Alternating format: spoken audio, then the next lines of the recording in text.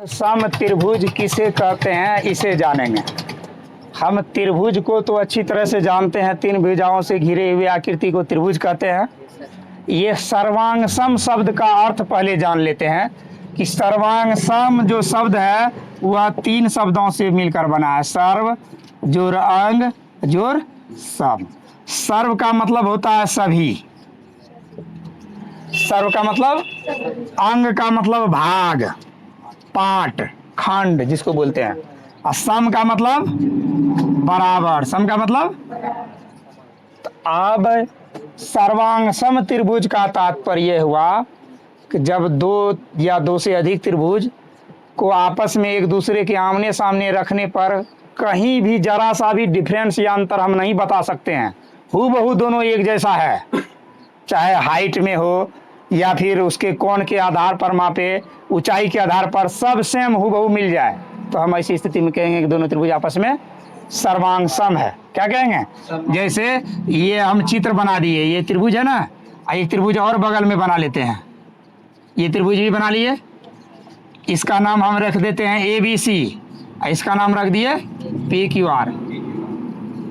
अगर ये त्रिभुज दोनों हूबहू एक जैसा दिख रहा है, AB भुजा एकदम PQ के बराबर लग रहा है, BC भुजा QR के बराबर लग रहा है, AC भुजा PR के बराबर है, A कोण P के बराबर है, B कोण Q के बराबर है और C कोण R के बराबर है, तो ये दोनों आपस में सर्वांग सम कहलाएंगे, क्योंकि इसका सभी पार्ट एक दूसरे के बराबर है। और इस त्रिभुज को एक दूसरे के ऊपर रख देंगे ना, तो दोनों एक दूसरे को पूरा पूरा ढक लेगा, पूरा पूरा ढक लेगा। जैसे ₹1 का सिक्का, दो सिक्का ले ले, दोनों को एक दूसरे के ऊपर नीचे रख दे, तो ऊपर से देखेंगे तो नीचे वाला सिक्का नहीं दिखेगा, फिर पलट देंगे तो नीचे वाला छिप जाएगा हमेशा। तो ऐसी स्थिति में उलट पुलट कर देखने पर भी हमेशा एक दूसरे को छिपा देगा। जब ऐसी स्थिति उत्पन्न होती है किसी आकृति में, तो ऐसे आकृति कहलाते हैं सर्वांग सम आकृति। तो ठीक उसी प्रकार अगर त्रिभुज की बात कहा जाए, तो जब दो त्रिभुज की सभी भुजा भुजा के बराबर, सभी कोण कोण के बराबर होंगे, तो वे दोनों त्रिभुज आपस में सर्वांग सम होंगे। और सर्वांग सम त्रिभुज के कोण कोण के बराबर होते हैं, भुजा भुजा के बराबर होते हैं। तो इसका परिभाषा हम लोग लिख लेते हैं, सर्वांग सम त्रिभुज किसे कहते हैं। प्रश्न हमारा है, सर्वांग सम त्रिभुज किसे कहते हैं, त्रिभुज किसे कहते हैं, सर्वांग सम त्रिभुज किसे कहते हैं। दो या दो से अधिक ऐसे त्रिभुज, दो या दो से अधिक ऐसे त्रिभुज जिसकी सभी भुजाएं एवं हाँ, दो या दो से अधिक, दो या दो से अधिक ऐसे त्रिभुज जिसकी सभी भुजाएं एवं कोण आपस में एक दूसरे के बराबर हो,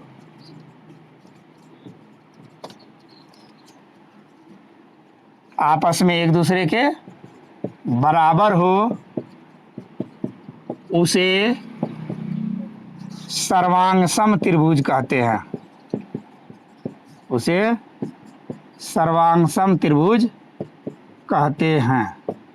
जैसे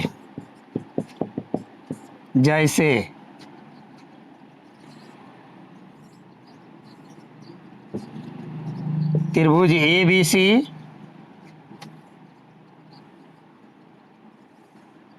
और त्रिभुज PQR,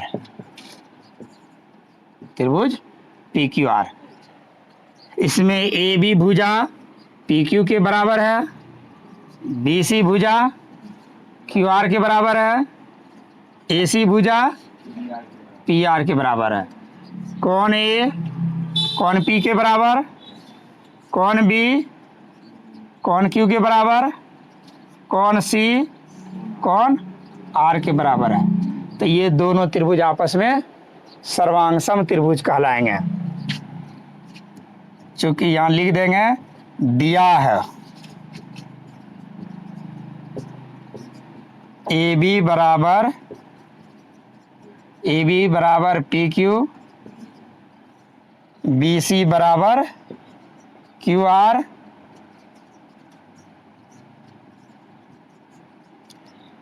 ए सी बराबर पी आर।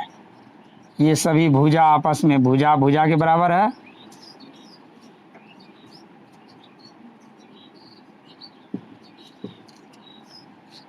कौन, कौन ए पी के, कौन बी क्यू के और कौन सी कौन आर के बराबर है। तो ऐसी स्थिति में हम लिखेंगे अतः त्रिभुज ए बी सी सर्वांगसम त्रिभुज पी क्यू आर। सर्वांगसम को हम लोग इस संकेत से सूचित करते हैं, इसे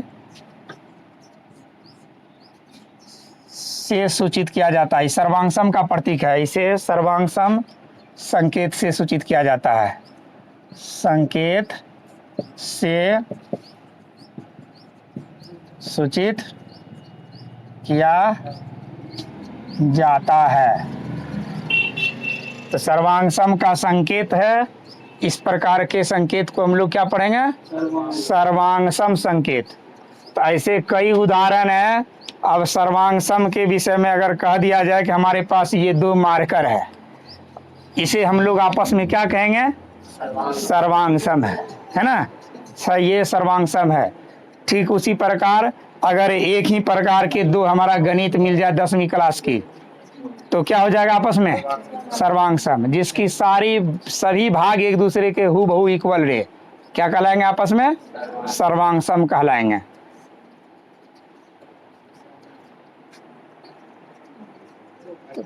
दो त्रिभुज के सर्वांगसम होने की कसौटियां यानी सिद्धांत को या शर्तें हमने अभी जस्ट इससे पहले पढ़ा।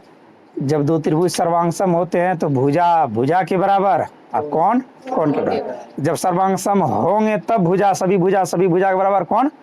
लेकिन सर्वांगसम किस सिद्धांत के आधार पर होगा, ये सिद्धांत जानना बहुत जरूरी है। इसे हम लोग चित्र में देखते ही कह देंगे कि त्रिभुज आपस में सर्वांगसम है, और इस सिद्धांत का मैच करने के बाद नहीं मिलने पर कह देंगे सर्वांगसम नहीं है। तो इसमें सबसे पहला कसौटियां होता है तो भुजा भुजा भुजा सर्वांगसमता, भुजा भुजा भुजा सर्वांगसमता। इसी को शॉर्ट में बोला जाता है साइड साइड साइड समरूपता प्रमेय, यानी समरूपता कसौटी, सर्वांगसमता कसौटी, सर्वांगसमता सर्वांगसमता सिद्धांत। शॉर्ट में इसे हम लोग हिंदी में भुजा भुजा भुजा सर्वांगसमता पढ़ेंगे, या इंग्लिश में इसे कहा जाता है साइड साइड साइड सर्वांगसमता। कसौटी लगा सकता है इसमें, कसौटी या सिद्धांत।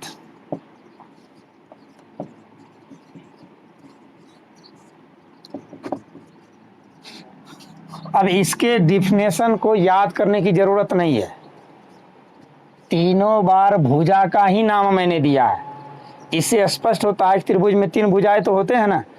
तो दो त्रिभुज में पहले त्रिभुज की तीनों भुजा, दूसरे त्रिभुज की तीनों भुजा आपस में बराबर हो जाएगा, दोनों त्रिभुज आपस में सर्वांगसम होंगे। किस सिद्धांत के आधार पर, एस एस एस। तो इसका परिभाषा हम लिखेंगे, दो त्रिभुजों में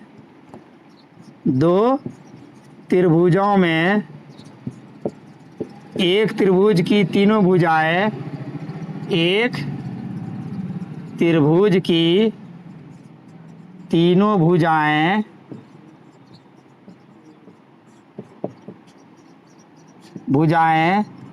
जब दूसरे त्रिभुज के तीनों भुजाओं के बराबर हो, दूसरे त्रिभुज के तीनों भुजाओं के बराबर हो, भुजाओं के बराबर हो तो दोनों त्रिभुज आपस में सर्वांगसम होंगे। दोनों त्रिभुज आपस में सर्वांगसम होंगे। ये सिद्धांत बताता है कि जब दो त्रिभुज हो और दोनों त्रिभुज में एक त्रिभुज की तीनों भुजाएं दूसरे त्रिभुज की भी तीनों भुजाएं आपस में बराबर मिल जाए तो दोनों त्रिभुज सर्वांगसम होंगे। और किस कसौटी पर सर्वांगसम होंगे? एस पर। जैसे अगर हमारे पास ये दो त्रिभुज है, एक का नाम है PQR और दूसरा का नाम है LMN।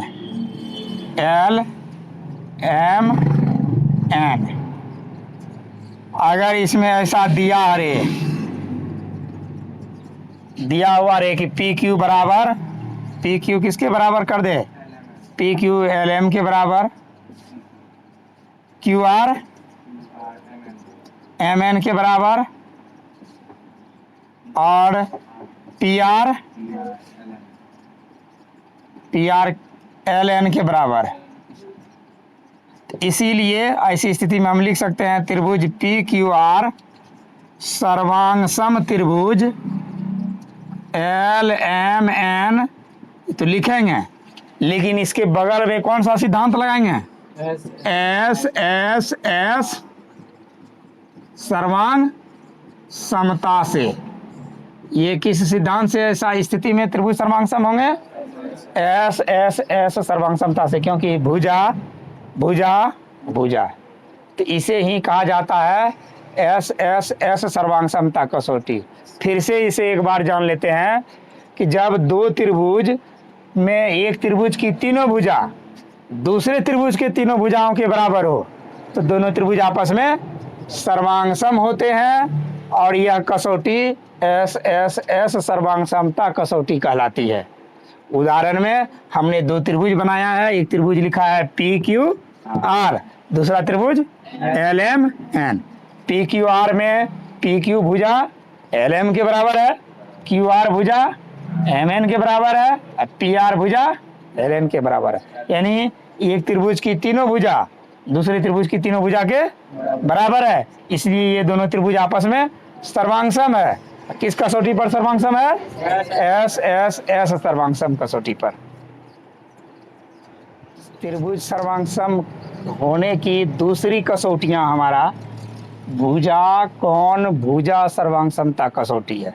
तो भुजा को साइड बोलते हैं, S सिंबल लिए हैं, कोण को एंगल बोलते हैं, A सिंबल लिए है, फिर भुजा को साइड बोलते हैं तो S संकेत है।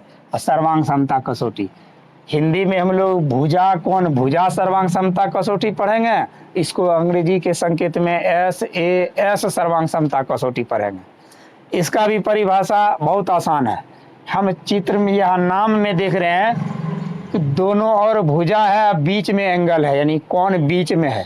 तो इसका परिभाषा होता है कि दो त्रिभुज की कोई भी एक त्रिभुज की दो भुजा और बीच का कोण दूसरे त्रिभुज के भी दो भुजा और उसके बीच का कोण बराबर हो जाएगा तो त्रिभुज आपस में सर्वांगसम होंगे। जैसे इसका परिभाषा लिखेंगे, जब दो त्रिभुजों में एक त्रिभुज की दो भुजा एवं उसके बीच बना कोण उसके बीच बना कोण दूसरे त्रिभुज के दो भुजा दूसरे त्रिभुज के किन्हीं दो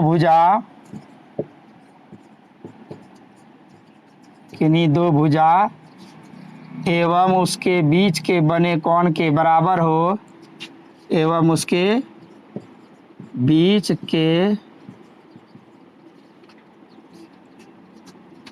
कौन के बराबर हो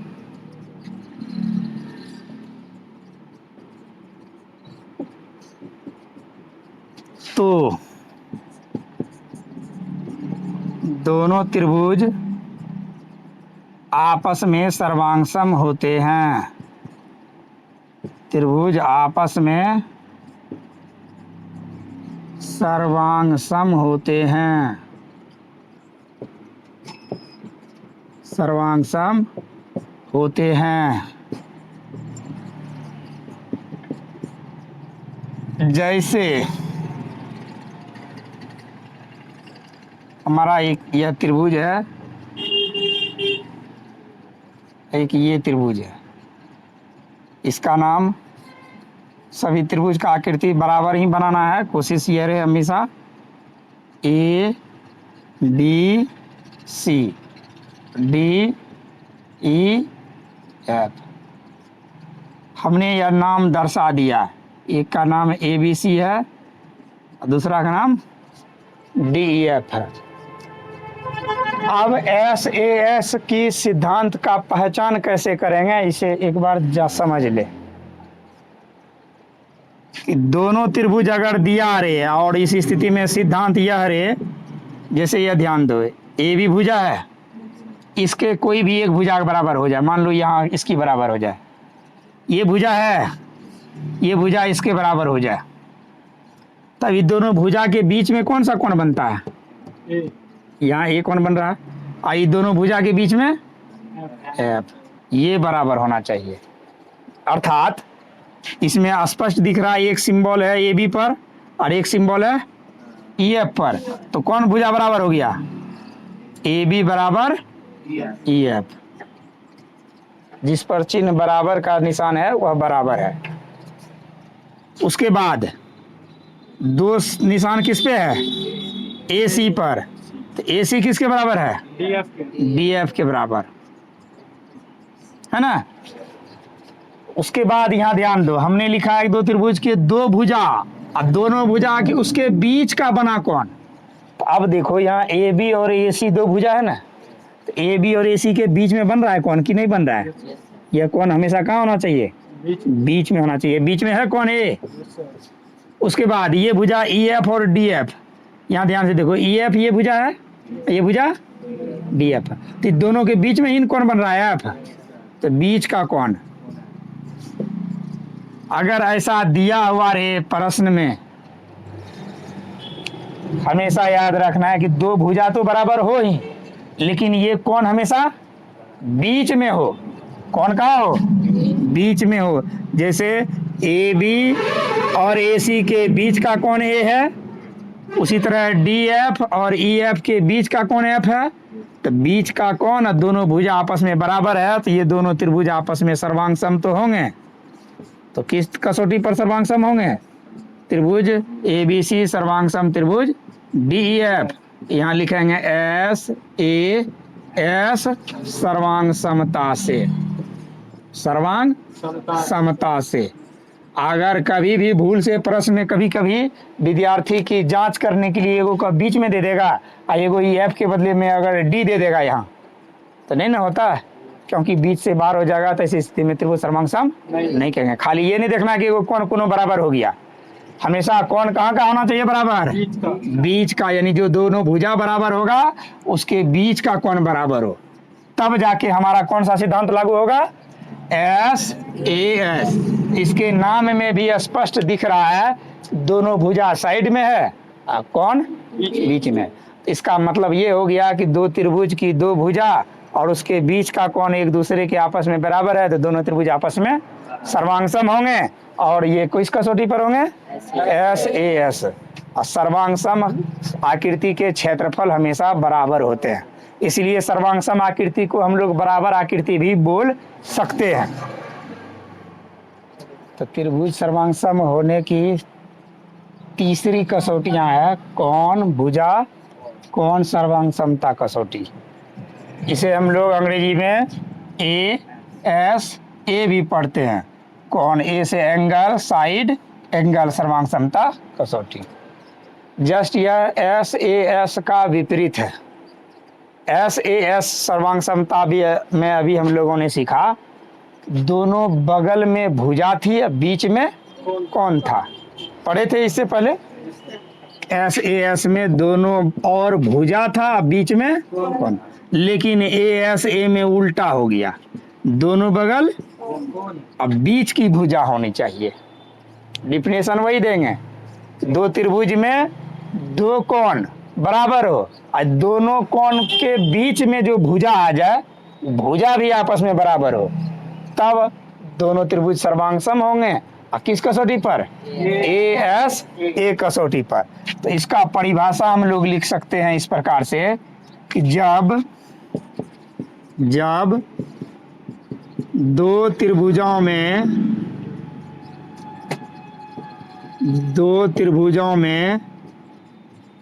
एक त्रिभुज के दो कोण एवं उसके बीच की भुजा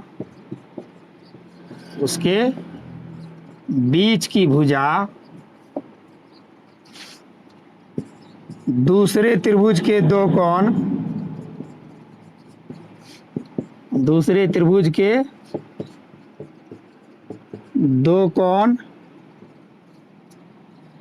और उसके बीच की भुजा के बराबर हो, और उसके बीच की भुजा के बराबर हो तो दोनों त्रिभुज आपस में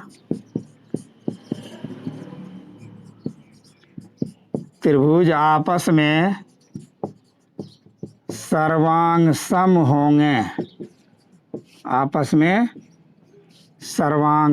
होंगे। कट करो इसको, लाइट। तो तीसरी कसौटियां है हमारा कौन भुजा कौन सर्वांग समता कसौटी, जिसे अंग्रेजी में ए सर्वांग समता कसौटी भी कहते हैं। तो इसका डिफिनेशन एस ए एस से जस्ट अपोजिट है, विपरीत है। एस ए एस में दोनों और भुजा बीच में कौन था, लेकिन इसमें दोनों और कोण और बीच में भुजा है, इसलिए मैंने इसका डिफिनेशन लिखाया है कि जब दो त्रिभुजों में एक त्रिभुज के दो कोण और उसके बीच की भुजा दूसरे त्रिभुज के दो कोण और बीच की भुजा आपस में क्या हो, बराबर हो, तो दोनों त्रिभुज आपस में सर्वांग सम होंगे। जैसे शर्त इस तरह का होना चाहिए, ये एक त्रिभुज है हमारा, ये दूसरा त्रिभुज है हमारा, यह त्रिभुज पी क्यू आर है, एक का नाम दे दिए पी क्यू आर और दूसरा का नाम दे देते हैं डी ई एफ। इस दोनों त्रिभुज में ऐसा दिया होना चाहिए, दिया हुआ इस तरह से होना चाहिए, दो कोण, कोई भी दो कोण, हम जरूरी नहीं है कि सीरियली लेंगे। मान लो हमने ये कोण आपस में ले लिया दोनों कोण, और इनका ये दोनों कोण आपस में ले लिया, दो कोण बराबर कर रहे हैं, तो कौन सा कोण बराबर सिंबल हमने दिया है, कोण क्यू किसके बराबर है, एफ के बराबर है, क्योंकि एफ पर भी डबल सिंबल है। अगर ऐसा दिया हुआ है आर किसके बराबर है, डी। अगर कोण डी बराबर कोण आर, कोण डी बराबर आर और एफ बराबर तो दो को कोण बराबर कर दिए ना। अब बीच की भुजा, प्रश्न में है कि कौन सी भुजा होना चाहिए। अब ये बताओ कि क्यू और आर के बीच में भुजा कौन सा हो रहा है, बीच का क्यू आर, और इसमें बीच का भुजा डी एफ, ये भुजा ही बराबर होना चाहिए, यानी डी एफ बराबर क्यू आर ही होनी चाहिए। इसके अलावा अगर इसको छोड़कर इस भुजा का संबंध बताया जाए तो फिर त्रिभुज सर्वांग सम नहीं हो। जो कोण बता रहा है उस दोनों कोण के बीच में जो भुजा है, इन दोनों कोण के जो बीच की भुजा है, बीच वाली भुजा भी अगर आपस में बराबर हो तो ऐसी स्थिति में त्रिभुज सर्वांग सम होंगे। किस कसौटी पर, त्रिभुज पी क्यू आर सर्वांग सम त्रिभुज डी ई एफ, और इसमें सिद्धांत में किसका नाम दर्शाना है, ए एस ए सर्वांग समता कसौटी से, ए एस ए सर्वांग समता कसौटी से। तो इस तरह से कोई दिक्कत, तो ये कोण कहीं से भी दो कोण बराबर हो लेकिन भुजा बीच का ही होना चाहिए, ऐसी स्थिति में दोनों त्रिभुज ए से सर्वांग सम होते हैं। दो त्रिभुज सर्वांग सम होने की एक और कसौटियां हम लोग पढ़ेंगे, कोण कोण भुजा सर्वांग समता कसौटी। इसे संकेत में हम लोग AAS यानी एंगल एंगल साइड सर्वांग समता कसौटी भी कहते हैं। इसके नाम से ही स्पष्ट हो जाता है, दो त्रिभुज में कोई दो भुजा हो लगातार, दो कोण बराबर हो लगातार, अभी भुजा बाहर का हो, बीच का ना हो, कहाँ का हो, बाहर का हो, क्योंकि भुजा S सबसे अंतिम में है, इसलिए भुजा दोनों कोण से बाहर अगर बराबर है तो ऐसी स्थिति में त्रिभुज सर्वांग सम होंगे। तो इसका परिभाषा इस प्रकार लिख सकते हैं, जब दो त्रिभुजों में, जब दो त्रिभुजों में एक त्रिभुज की कोई दो कोण, एक त्रिभुज के कोई दो कोण, दो कोण एवं एक अन्य भुजा, एवं एक भुजा जो कोण के अंतर्गत ना हो, अंतर्गत ना हो, दो त्रिभुजों में एक त्रिभुज की कोई दो कोण एवं एक भुजा, और एक भुजा कैसा होना चाहिए, जो कोण के अंतर्गत ना हो, तथा दूसरे त्रिभुज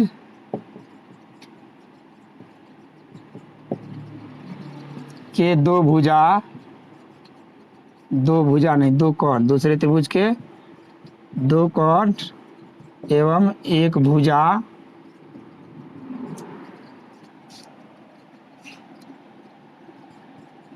जो कोण के अंतर्गत ना हो,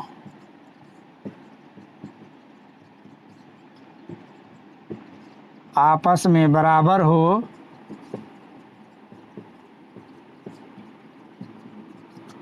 तो दोनों त्रिभुज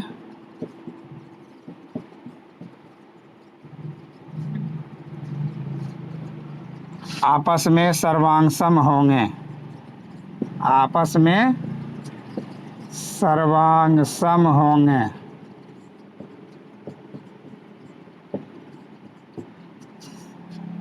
कहने का तात्पर्य है, दो त्रिभुज में एक त्रिभुज का कोई दो कोण है, एक भुजा, भुजा ऐसा होना चाहिए कि कोण के बीच में नहीं हो, कंडीशन दे दिए हैं, भुजा ऐसा होना चाहिए जो कोण के बीच में ना हो, एक बीच से अलग हो। और दूसरे में भी यही शर्त है, तो दो कोण और एक भुजा जो बीच में नहीं हो, आपस में बराबर हो, त्रिभुज आपस में सर्वांग सम होंगे। जैसे उदाहरण के तौर पर एक एग्जाम्पल हम लोग लेते हैं, हमारा एक त्रिभुज ये दिया हुआ, एक त्रिभुज और ले लेते हैं, इस त्रिभुज का नाम हम ले लेते हैं ABC, इसका नाम ले लेते हैं PQR, त्रिभुज का नाम हो गया PQR। अगर इस तरह से दिया रहे,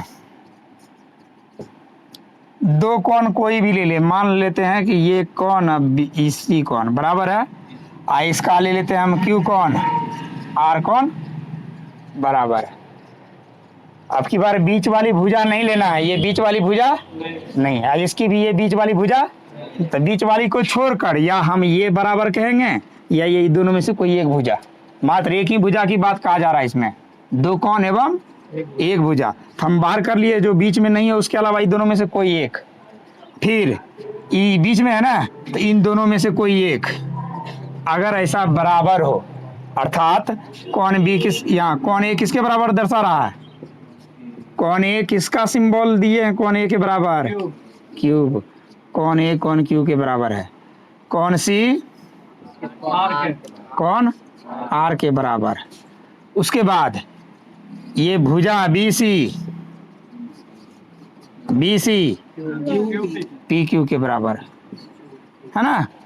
तो यह शर्त स्पष्ट लग रहा है कि कौन तो बराबर दो को बराबर है, लेकिन भुजा इस दोनों के बीच में नहीं है, बीच के अलावे अलग है। ऐसी स्थिति में जब दोनों की समानताएं दिख रहा हो, प्रश्न में दिया हुआ रे, कहीं ना कहीं से हम निकाल लें, तो ऐसी स्थिति में कह देंगे दोनों त्रिभुज सर्वांगसम होंगे। किस कसौटी पर सर्वांगसम होंगे? त्रिभुज ए बी सी सर्वांगसम त्रिभुज P Q R S S कसौटी से, ए एस सर्वांग समता कसौटी से, कसौटी से। इस तरह से हम ए एस सर्वांग समता कसौटी की पहचान कर सकते हैं।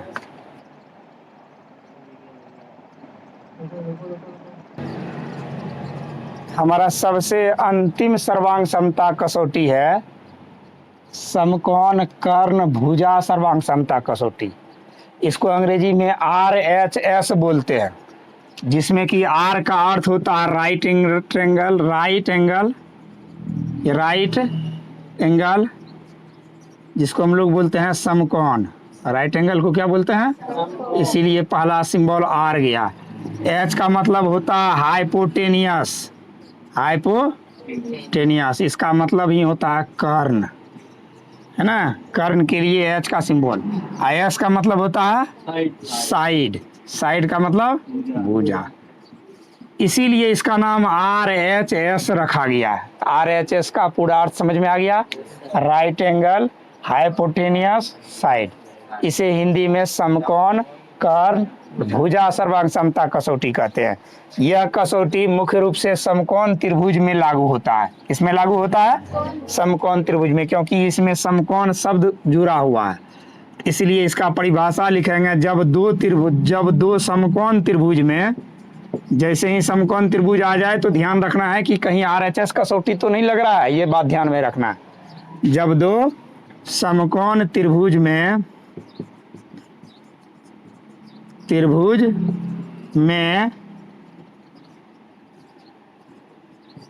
एक दूसरे के कर्ण समकोण त्रिभुज में एक दूसरे के कर्ण एवं कोई एक भुजा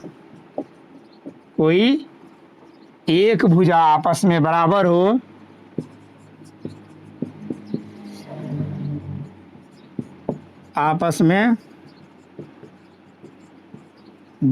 हो, तो दोनों त्रिभुज सर्वांगसम होंगे,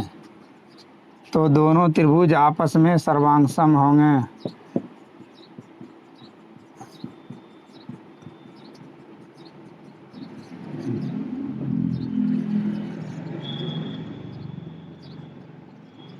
आपस में सर्वांगसम होंगे। तो समकोण कर्ण भुजा सर्वांग समता कसौटी का डेफिनेशन होता है समकोण त्रिभुज में, तो चूंकि समकोण में तो एक कोण 90 डिग्री होगा ही,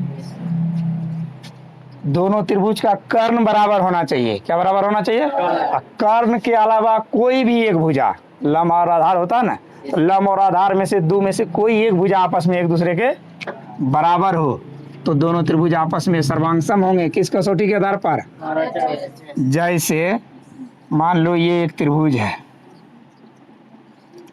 इसका नाम ABC है, समकोण है ये भी, और एक ये भी त्रिभुज है, इसका नाम PQR दे दिए। समकोण त्रिभुज है दोनों। इस समकोण त्रिभुज में कर्ण आपस में बराबर है, ये कर्ण के बराबर कर दिए, कर्ण के, और दूसरा का इसका ये भुजा इस भुजा के बराबर कर दिए। जरूरी नहीं है कि लंब है तो उसका भी लंबे बराबर हो, कोई भी एक भुजा बराबर हो। तो ये हो गया हमारा कर्ण, क्योंकि समकोण के सामने एक भुजा क्या होता है? कर्ण होता है। सबसे लंबी भुजा भी समकोण त्रिभुज में कर्ण ही होता है। अगर इस तरह से दिया रहे दिया हुआ है आपस में बराबर है, ए सी बराबर पी आर, ए सी बराबर पी आर, तो ये कर्ण हो गया। उसके बाद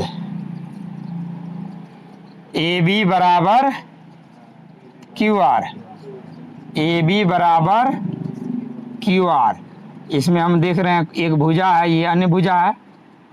कौन बी बराबर कौन क्यू, कौन बी बराबर कौन क्यू, तो क्यों बराबर है, समकोण है।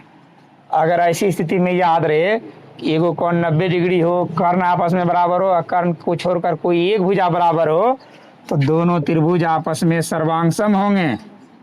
किस कसौटी पर, त्रिभुज सर्वांगसम पी क्यू आर, इसे हम कहेंगे आर एच एस सर्वांग समता कसौटी पर, आर एच एस सर्वांग समता कसौटी पर, समता कसौटी पर। यही हो गया 5 सर्वांग समता कसौटियाँ। ये पांचों सर्वांग समता कसौटियाँ हमारा समाप्त हो गया। इसे ये ध्यान में रखना, याद रखना, तब आगे समझ में आएगी।